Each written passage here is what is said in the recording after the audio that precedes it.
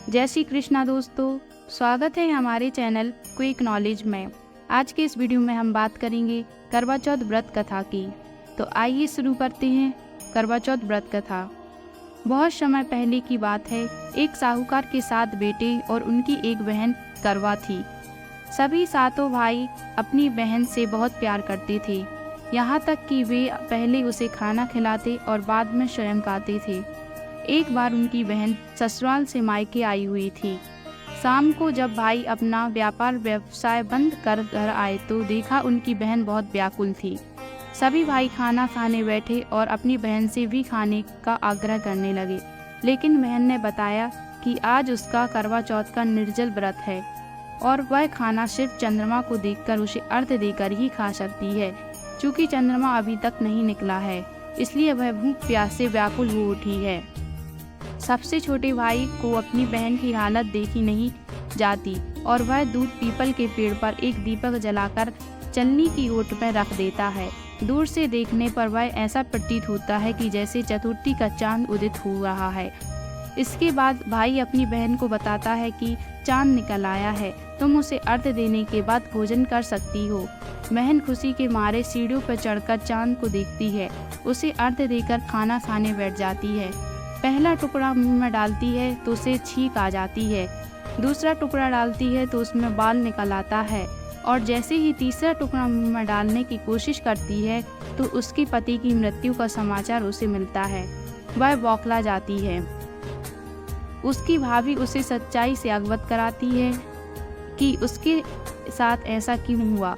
करवा चौथ का व्रत गलत तरीके से टूटने के कारण देवता उससे नाराज हो गए हैं और उन्होंने ऐसा किया है।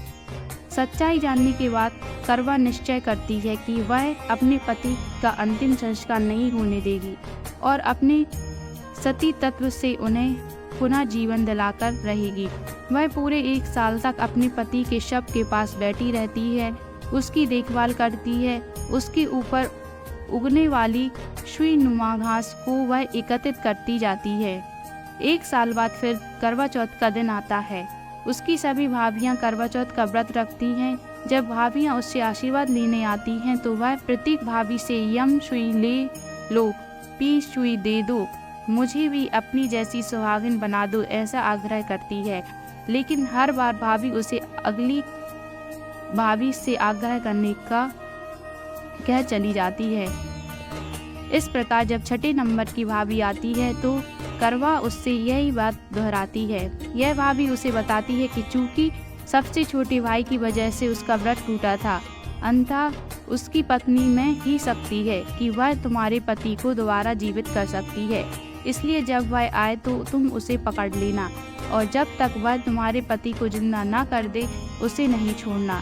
ऐसा कहकर वह चली जाती है। अंत में सबसे छोटी भाभी आती है। करवा उनसे भी सुहागिन बनने का आग्रह करती हैं, लेकिन वह टाल मटोली करने लगती हैं। इसे देख करवा उन्हें जोर से पकड़ लेती है और अपने सुहाग को जिंदा करने के लिए कहती है।